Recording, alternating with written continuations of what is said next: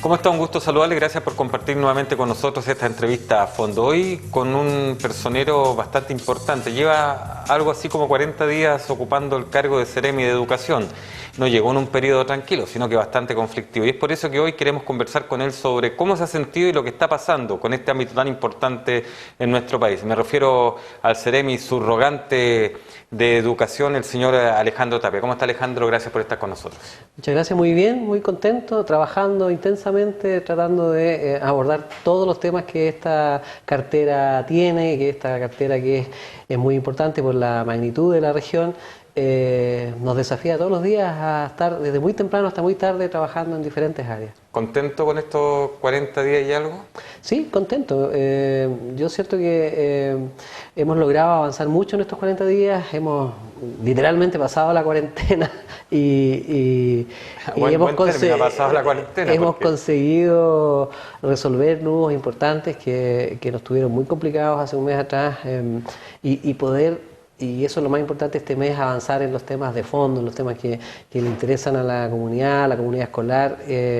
También hemos dejado atrás el periodo de paro, que fue muy extenso, y por lo tanto yo diría que este es un mes en que se avisoran muchas más expectativas de meternos en los temas de fondo. Usted lo señaló, la cuarentena, ¿no es cierto? Da pie para preguntarle, ¿está enferma la educación chilena? ¿Tiene algún rasgo de enfermedad? Bueno, la educación chilena arrastra desde, y hay que decirlo con todas sus letras, de la década del 80, una secuela incurable de situaciones que se han ido acumulando, y lo más importante es que en este periodo, y eso es lo que hay que destacar, y yo creo que finalmente la historia va a recoger eso, es que en este periodo la presidenta Bachelet hay un gobierno que está decidido a enfrentar de raíz, o por lo menos bien a fondo, las contradicciones que tienen enferma la educación. Ahora, sin embargo, ¿no es cierto? De repente han habido anuncios de remedios por parte de la doctora Bachelet, porque ella es médico, ¿no es verdad? Y sin embargo, por ejemplo, de repente también hay algunas situaciones que no se creen por parte de los profesores, los alumnos. ¿Cómo se maneja esta situación? Bueno, créame que Chile es un país incrédulo. Uno de los grandes problemas que tenemos es la incredulidad. Probablemente tenemos las tasas más altas de Latinoamérica, con toda seguridad, en materia de credibilidad en el prójimo. Y eso no es nuevo, ¿eh? Esto es de hace muchos años. A mí me tocó trabajar hace años atrás en el Ministerio de la Vivienda. Y estaba a cargo precisamente de la promoción de la política de vivienda de la presidenta Bachelet, que fue muy exitosa, que logró que miles de familias obtuvieran casa. Y lo más impactante de todo es que cuando echamos a andar esa política, uno decía, mire, hay que hacerlo así, asá, y usted va a poder obtener una casa en aquella época por cantidades muy módicas. Estamos hablando de 250.000, 500.000 pesos. Y la gente no creía. Luego instalamos un programa que se llamaba el mejoramiento del patrimonio familiar, y la gente no creía. ¿Cuándo comienza a creer el chileno? Cuando ve que al vecino de al lado la cosa le resulta, edifica, crece, mejora, ahí aparece entonces la credibilidad. Yo creo que en educación nos pasa algo muy parecido. Pero ya que estamos hablando de esta credibilidad, las últimas encuestas señalan de que la presidenta alcanzó la menor aprobación de lo que son sus dos periodos. ¿Eso es justamente un ejemplo de que no se está creyendo en lo que está señalando, lo que está haciendo el gobierno? O sea, es un ejemplo aún más complejo. Usted que conoce bien porque sí, ha trabajado en los dos periodos. Eso señala algo en lo cual nosotros no hemos reparado mucho. El Chile de hoy es muy distinto al de hace una década atrás. Hay ciertos fenómenos como la irrupción de la tecnología, el WhatsApp, la Internet, la red social, que cambió el escenario en el que nos movemos, y lo que algunos analistas han definido bien como la ciberopinión. Este es un fenómeno en que la masa se vuelve una ciberopinión, y no siempre ese ruido, esa opinión es lo más... los ruidos en el canal de comunicación. No es lo más, digamos, creíble o lo más serio, digamos. El ejemplo de la benzina. Sí. Acuérdese que las viejas teorías de comunicación y algún vigente señalaban de que entre el emisor y el receptor había un canal, y muchas veces esos ruidos, el mensaje lo distorsionaba. Bueno, tenemos mucho ruido en la comunicación, hay mucha gente comunicando cosas, y eso hace cada vez nuestra tarea lo más difícil posible. Por eso que nosotros particularmente creemos mucho en el diálogo persona a persona. Hay una una tendencia a mediatizar la conversación y yo creo que en educación lo que nos ha dado más resultados es sentarnos a conversar cara a cara, con la voz de intermediario, con la mesa de intermediario, pero mirándonos en los ojos, y eso es clave. Ahora, eso también ha influido quizás en que el mensaje el gobierno no lo ha entregado como corresponde y también ese ruido ha estado frecuentemente en los propios emisores de gobierno. Mire, hay que decirlo con toda su letra. Una época de reforma es una época que tensa y que apunta derechamente a un montón de intereses que están instalados. Y cuando esos intereses empiezan a ser contestados, contrastados, de algún modo impelidos a cambiar, se genera todo lo que está pasando. Entonces, un buen indicador de una reforma no es el acuerdo. La gente tiende a pensar que una buena reforma es aquella en que todos quedamos de acuerdo, qué bueno, nos pusimos de acuerdo. Una buena reforma es aquella que nos lleva a todos a pensar de qué manera cambiamos, porque si no, lo que se mantiene es el status quo, cada uno cómodamente en su lugar y nadie cambiando y todos deseando cambiar. La reforma que impulsa el gobierno de la presidenta Bachelet es una reforma que históricamente va a ser considerada como profunda. Y por eso que hay tanto ruido y cada tema que pongamos sobre la mesa, y en eso no quiero ser yo pitonizo, va a generar contraste de opiniones, va a generar mucha conversación, mucho diálogo y a ratos discusión. Por ejemplo, el tema de estatuto docente, ¿no es verdad? Porque al final, 40 y tantos días estuvieron los profesores paralizados, se dieron una tremenda vuelta con el asunto y quedaron ahí mismo. Y nadie explicó que el centro de aprobar o no aprobar la comisión era la idea de legislar, es decir, que el proyecto ingresara y se discutiera, incluso se pudiera analizar de mayor forma. O sea, no se vio el fondo, sino que a la larga lo que se estuvo viendo era lo que estaba externo. Bueno, usted lo acaba de explicar mucho mejor de lo que yo pudiera explicarlo. Nos dimos una tremenda vuelta para quedar más o menos en el mismo lugar. Eso habla de que esta reforma, entre otras cosas, nos llama y nos convoca a todos a cambiar la manera en que discutimos los proyectos de ley. Hay algo nuevo que hemos visto y es la televisación, la mediatización de la discusión de un proyecto de ley, cosa que antes, salvo algunos proyectos muy controvertidos, antes la gente no se preocupaba cómo se construía la legislación. Hoy día hemos aprendido todo algo de legislación, la mayoría más o menos entiende que en el Parlamento se tramitan las cosas de cierta manera, con cierta velocidad, pero sin embargo lo más importante es que debemos, y la Presidenta lo ha planteado en el último tiempo, nosotros debemos dejar de lado la conflictividad en la discusión y abocarnos a la constructividad. Pero para eso hay que seguir conversando, seguir dialogando. Esa política la hemos aplicado con los profesores, por ejemplo. Bueno, en un tema que acusaban al exministro de Educación, Nicolás Izaguirre, que era directo, medio conflictivo, que no quería conversar con los profesores. Usted también, como director provincial, ¿no es cierto?, de los Andes San Felipe de Educación, tuvo la posibilidad de trabajar con él. Sí, nosotros en el caso de los Andes, San Felipe, desplegamos desde muy temprano una abierta política de conversación. Lo que pasa es que, ojo, ¿no? Y en esto no quiero restarle mérito al ministro Izaguirre. Una cosa es tener claridad sobre lo que se quiere, que es lo que el ministerio desde un comienzo planteó, y otra cosa acceder inmediatamente y sin ninguna meditación profunda, un análisis completo de la situación, a acceder a las demandas. Ojo, porque una reforma implica pasar de la demanda, de la consigna, a la implementación. Pasar del qué hay que hacer al cómo lo hacemos de una buena vez. Y créanme que el cómo se hacen las cosas es mucho más difícil que sentarse o pararse y decir qué es lo que hay que hacer. Entonces, la reforma educacional se trata de cómo logramos cambiar y mejorar la educación chilena para beneficio de la sociedad en primer lugar, de los niños y las niñas y los estudiantes de Chile, y en eso estamos. Ahora, Seremi, usted, ¿no es cierto?, trabajó con el ministro Izaguirre en su calidad de director provincial y ahora más o menos en la misma cantidad de tiempo con la ministra Ariana del Piano. ¿Se ha notado la diferencia? ¿Se ha notado el cambio de muñeca, como se dice en el ámbito político? ¿Y en qué se nota, por ejemplo, para ustedes? Bueno, hay cosas de estilo que evidentemente cada personalidad trae aparejada y en este caso no es la excepción. La ministra ha señalado un camino que es una estrategia que se está implementando, pero lo central de esto es que no se ha cambiado el fondo y eso es importante. Y el fondo es seguir avanzando en la reforma educacional. Y fíjense que en esta materia ocurren cosas insólitas. Estamos, por ejemplo, discutiendo por primera vez en décadas, desde que dejamos de tener un sistema gratuito de educación universitaria, sobre la gratuidad universitaria. Claro. Una tremenda noticia que debería a todos alegrarnos y ponernos contentos. Sin embargo, cuando se plantea esta idea de la gratuidad, rápidamente se genera una controversia. Es que ahí vamos nuevamente al mensaje. El mensaje a lo mejor no fue bien dado, Seremi, porque se habló de gratuidad universal en un principio. Después se dijo, por ejemplo, que iba a ser un 60%, ¿no es cierto?, de los estudiantes de los quintiles más pobres.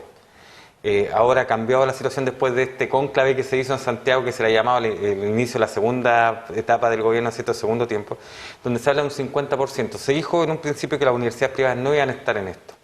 Ahora hay universidades de Cruz y universidades privadas. Entonces, a lo mejor, por eso le insisto, el tema del mensaje no ha sido el no correcto, por no hablar de equivocado. Yo creo que no. Yo creo que el mensaje siempre ha sido el correcto. Lo que pasa es que los receptores del mensaje van cambiando día a día y van cambiando no solo su posición anímica en frente al mensaje, sino la cantidad de información que ya tienen. Por ejemplo, lo voy a explicar en términos más sencillos. Adelante, por favor. El programa presidencial de la presidenta Bachelet, que trajo a la nueva mayoría al gobierno, desde un comienzo planteó en materia de educación superior alcanzar el 70% de gratuidad. Y eso no ha cambiado.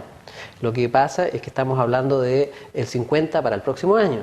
Entonces, o el 60 para el próximo año, o el 70 para el próximo año. Esos son matices de la conversación, pero es una conversación que está en curso, es un día a día. O sea, pretender, y ahí hay un error comunicacional, pero para mi gusto que no es solo del emisor, no es del emisor en realidad, es más bien de los receptores y del ruido.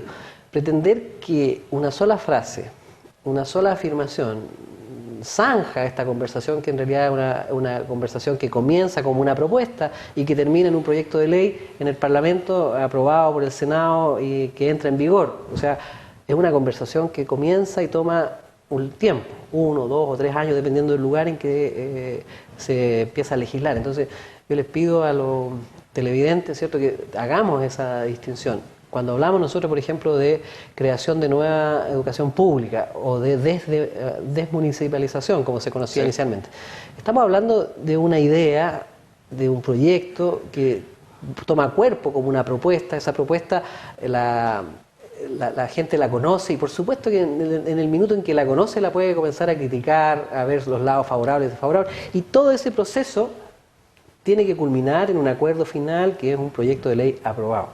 Entonces, en el momento en que tomen esa discusión, siempre va a haber algo que cambia. Entonces, que las cosas cambien en un proceso no es raro.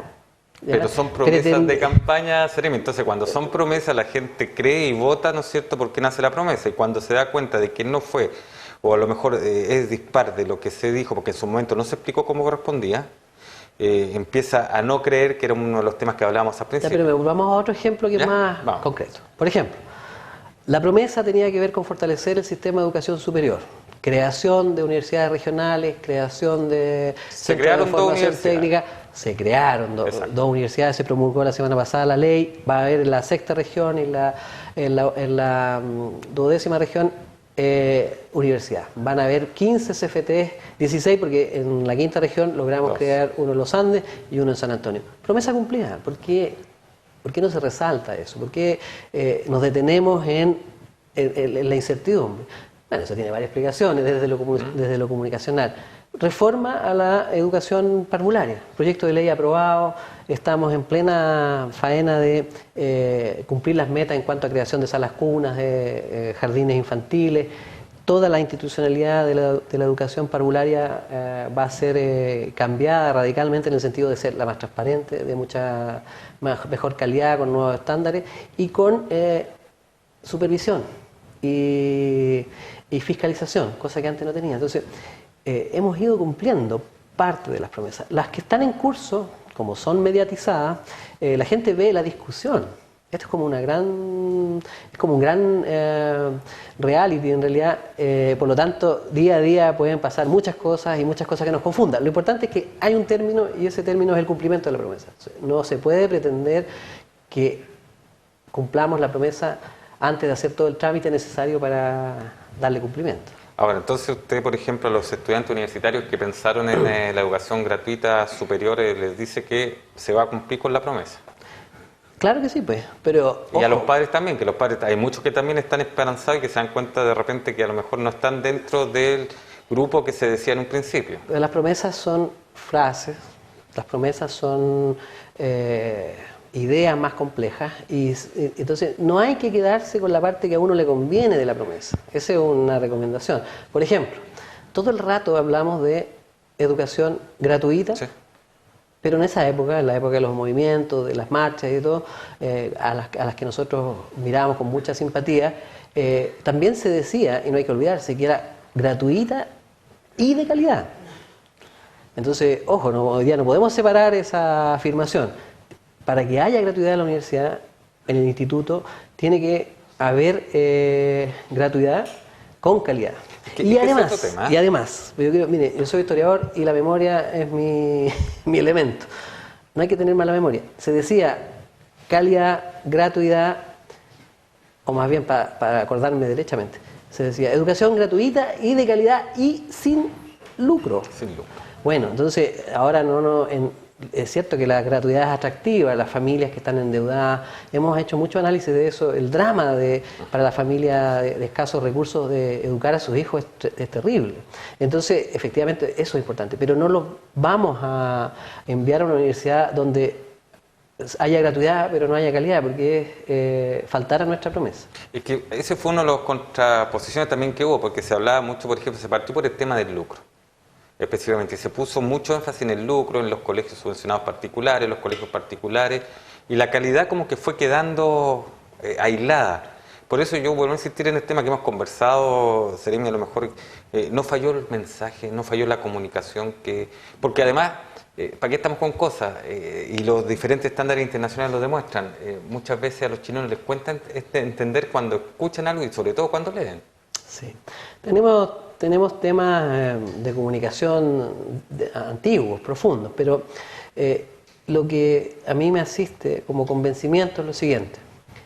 Hubiésemos comenzado por la desmunicipalización, por la carrera docente, por el fin al lucro, al copago, a la selección, por la gratuidad de la educación pública, siempre aparecería y va a aparecer y van a seguir apareciendo quienes digan, no, es que lo mejor era empezar por el otro lado, porque en materia de combinaciones posibles hay muchas. Entonces lo más importante para nosotros era dar una señal muy potente de que si hay un elemento que distorsionaba fuertemente el sistema educacional, era el tema del lucro y la selección. Eso se logró regular en un acuerdo que está plasmado en un proyecto de ley que está vigente y que va a entrar en rigor ya el próximo año gradualmente. Eso lo logramos hacer, entonces nosotros podemos abocarnos a otra tarea. Por lo tanto, lo que se trata, y eso es lo más importante, y quizás el mensaje siempre debió ser parecido a este, me puedo equivocar, aquí en esta materia todo tenemos que elegir con mucho cuidado las palabras.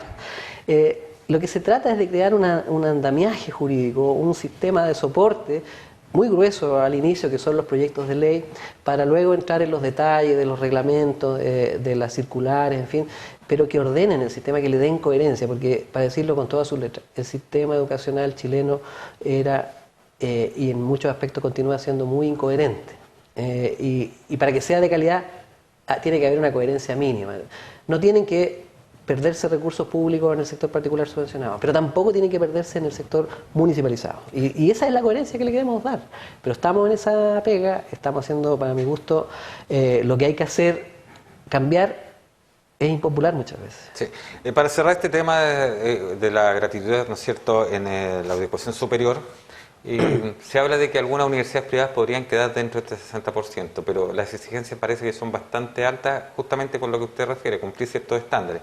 ¿Qué pasa incluso con los institutos profesionales y centros de formación técnica? Que también hay algunos que han salido por ahí encendiendo luces rojas que con esta situación ellos se complican. O sea, para ser sinceros, no son tan altas las exigencias, son sumamente claras. Primero, tiene que tener ciertos estándares de calidad. Hoy día tenemos un sistema de acreditación que hay que perfeccionarlo. La reforma de educación superior también busca avanzar en esa dirección, pero tenemos ciertos estándares de calidad que están definidos por la acreditación. Por lo tanto, si nos preocupa la calidad de verdad, estas universidades, estos institutos deberían estar acreditados al menos 4 años. Si somos consecuentes, y eso es lo más importante, las reformas apelan a la consecuencia de cada ciudadano, no solo del Ejecutivo, que es el que las promueve. Y en la papa después reprocharle al Ejecutivo que promueve cosas que a mí no me gustan, porque para cambiar un sistema como el educacional tenemos que cambiar cada uno de los ciudadanos. Entonces, en ese sentido, si creemos de verdad que el tema del lucro es pérdida de recursos públicos de todos los chilenos, entonces lo lógico es que comencemos la gratuidad en todas aquellas instituciones que estén claramente definidas como, al menos relacionalmente, como sin fines de lucro. Para poder tener la seguridad que estamos siendo consecuentes con nuestro propio ideario, porque ahí es donde se nos nota nuestra idiosincrasia. O sea, le pedimos mucho al otro consecuencia, pero cuando nos piden a nosotros consecuencias, lo relativizamos. Entonces las reformas apelan a que seamos coherentes con la consecuencia del programa. Y eso se nota tanto en críticas, ¿no es cierto?, los propios partidos que apoyan muchas veces esta reforma y los que están en oposición. Así es. Hablemos del tema del paro, como para cerrar nos quedan 3 o 4 minutos, Seremi, rápidamente. ¿Qué pasa con las horas perdidas? ¿Definitivamente se van a recuperar?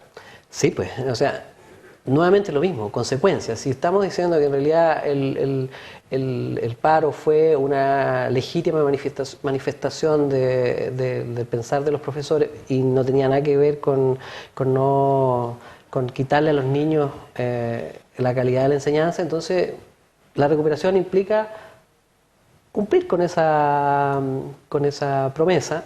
El Colegio de Profesores ha sido enfático, su directiva regional, en comprometerse a hacer una recuperación de calidad en los tiempos que cada plan de recuperación así lo estime, y nosotros estamos esperando muy esperanzados de que cada uno de los profesores en cada una de las casi 2.000 escuelas que tenemos en la región, y en este caso en las menos que hicieron un paro, que cumplan con ese compromiso, con esa promesa. Cada hora de enseñanza en cada una de nuestras escuelas, estuviesen o no estuviesen en paro, son importantes para los niños y para la calidad. ¿Qué pasa con la subvención? Porque nos han comentado que la subvención no se va a pagar por esos días en paro y que son muchas veces los municipios, ¿no es cierto?, de los cuales depende la corporación, los que van a tener que colocar los recursos. Mire, ahí hay que ser muy franco. De las 38 comunas hubo descuentos en una veintena. Descuentos que en promedio no superan el 15% del aporte vía subvención. O sea, tampoco es un descuento demasiado incisivo en el presupuesto de cada uno de las comunas y de los sostenedores. Entonces, ¿qué es lo que pasa? Lo que pasa es que además este descuento es consecuencia de un paro prolongado. Nunca antes habíamos ido tan lejos en materia de tiempos y a lo largo y ancho del país en paro. Se dice que fue el paro más largo, de que se tenga memoria, fue la época del presidente Frei Montalva. Pero también todos los que tienen cierta cantidad de años y ciertas canas recuerdan que esa fue la última gran reforma profunda de la educación chilena, de las cuales nos beneficiamos en las décadas subsiguientes. Por lo tanto, si hay que ver algo positivo, también hay que ver en esta señal de este paro prolongado, digamos, un símil de que, bueno, entonces quiere decir que, como bien decían los profesores, tal vez valga la pena hacer toda esta discusión, porque esta es una reforma profunda que nos va a beneficiar en los próximos 20, 30 años. Seremi, estamos por terminar ya. Hay una consulta. Todos sabemos de que aquí en usted sucedió, ¿no es cierto? Javiera Serrano tuvo algunos problemas con los funcionarios, sobre todo, y se le acusó de maltrato laboral y otras cosas más que al final significaron su salida. ¿Cómo ha estado la relación suya con los funcionarios? Porque cuando usted llegó también hubo como por ahí algunas espinitas que tenían que ver el caso. Bueno, mire, yo, la recomendación viene muy cerca, pero puedo decir con toda seguridad que hemos avanzado mucho, tenemos una muy buena relación. Por supuesto que una relación que está expectante, porque obras son amores, entonces cuando nosotros vayamos construyendo y cumpliendo los compromisos a los que accedimos, entonces eso se va a ir asentando cada vez más. Pero estamos en muy buen pie, estamos trabajando, mirando para adelante, hicimos el cierre de ese capítulo que fue triste para nosotros. Personalmente yo estimo mucho a Javiera y lo que pasó ahí nos dolió mucho a todos. Sin embargo, el servicio público, el deber de los funcionarios es abocarnos al día a día y al futuro, y por lo tanto en esa tarea estamos en la Secretaría, y yo creo que el clima es óptimo para retomar los desafíos de la región. Y lo importante es conversar mirando a los ojos, como viene usted. Así es, eso lo decía un intendente muy sabio de esta región. Y tener la transparencia también como para tratar los temas. Sí. Muchas gracias por haber conversado con nosotros en esta entrevista a fondo, Seremi Alejandro Tapia. Muchas gracias. Así es, Alejandro Tapia, Seremi de Educación Subrogante, un hombre que cuando se le consulta es transparente y mira a los ojos conversando, algo importante que hacía falta en el ámbito de la educación en nuestra quinta región. Que esté muy bien usted y su familia.